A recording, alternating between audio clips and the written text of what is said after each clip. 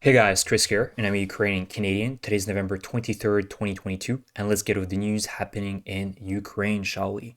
Quick update, it's not going to be a long video, but yet again, the Russians struck Ukraine with multiple cruise missiles. Over 70 of them were launched by Russia today, and they hit again key critical infrastructure and cities, including the capital, Kiev, Zaporizhia, Odessa, the most western city in Ukraine, biggest city, Lviv. And you can see the pictures of the aftermath in all these cities. This is in Zaporizhia, Kiev, the blackouts that it caused. And what makes me more emotional today is the fact that they struck a maternity ward in Zaporizhia, which killed a newborn. I mean, it's devastating to think that it's a baby that didn't even see perhaps a couple of days of life, and was an innocent casualty of this Russian barbarism. Again, this is my position, but I believe that more than ever, the world needs to provide Ukraine what it's asking, and more F-16s, more of these defense systems as much as possible, because Ukraine is protecting Europe, protecting the democracy that Europe holds, and the entire planet as well. The countries that truly believe in democracy need to do their utmost help, give their utmost help for Ukraine, because Ukrainians are willing to pay the price with their blood and sacrifice their lives for the future of Ukraine, the future of a better planet, a better world on this planet. So, yeah, you can see here, this is an image of the released by the Ukrainian forces, indicating that 51 of the 70 missiles that were launched by Russia were effectively destroyed. And some of them were again launched from aircraft, Tu-95 aircraft, which are old Soviet aircraft meant to carry nuclear payload. Again, from the Rostov region, the Caspian Sea, as well as from small missile boats from the Black Sea.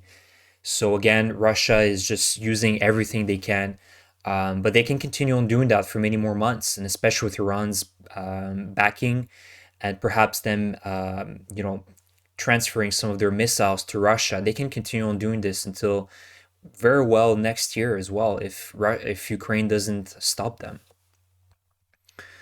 Good news today, the European Parliament adopted a resolution declaring Russia as a terrorist state. I believe it's 9 months too late, but it's a step in the right direction. Russia, obviously, it was evident from the time that they shut down the MH17 airplane back in 2014, was a state sponsor of terrorism. They killed over 300 innocent civilians that time, and now they're killing hundreds of thousands of them every day.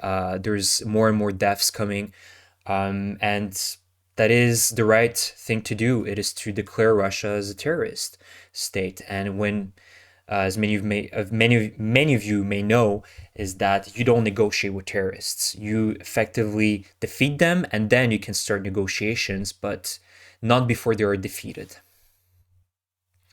And another huge thank you to the United States. They provided another package today worth $400 million of assistance to the Ukrainian forces. This included ammunition for the NASAMS and HIMARS systems, more high precision artillery shells for the 155 millimeter howitzers, more 120 millimeter mortar mines, about 10,000 of them, more HARM missiles, so the high speed anti radiation missiles. They're meant to destroy anti air defense systems, and 150 large caliber machine guns with thermal imaging sights, which are going to be very useful for night raids during the night. So again, the United States has shown its leadership, and they're leading the way in terms of helping Ukraine in its interests of protecting its sovereignty.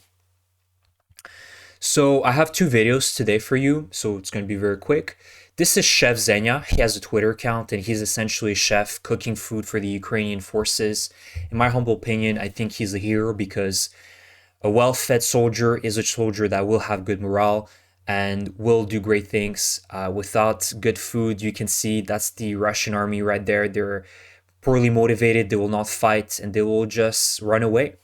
So he's a true hero, but you can see the consequences of these cruise missiles are forcing this Chef Zenya to cook with wooden stoves. As you see here, it's a huge operation, logistically speaking. Many people are behind this, and pay him a visit on Twitter. He's posting a lot of interesting things, but most importantly, the food he cooks is delicious. I'm looking at the pictures and myself, I find myself sort of drooling. But this guy deserves a huge pat in the back. He's a hero. And again, it's all the people that are making it happen. You know, the medics, the nurses, the teachers, all the people that keep maintaining Ukraine running together are also deserving of a massive pat in the back and our respect. And last video is the aftermath of Azovstal. Again, the Russians destroyed the biggest steelworks in Europe and one of the biggest steelworks in the entire planet, effectively not only, you know, destroying the livelihood of thousands of people, thus, you know, basically also killing hundreds of thousands of people in Mariupol itself, but destroying all the industries that existed there. As you can see, the destruction is just absolutely, it's massive. You just don't go back from it. You need to completely rebuild, if it's going to be rebuilt, because this would be at a massive cost. But yet again, it shows that Russia only came to Ukraine to destroy it, to loot it, and create a buffer zone for themselves. They never cared about liberating the people or creating opportunities for the people or building a better Ukraine. It was all about just taking advantage of a weaker opponent. And that's all I have to say for this video.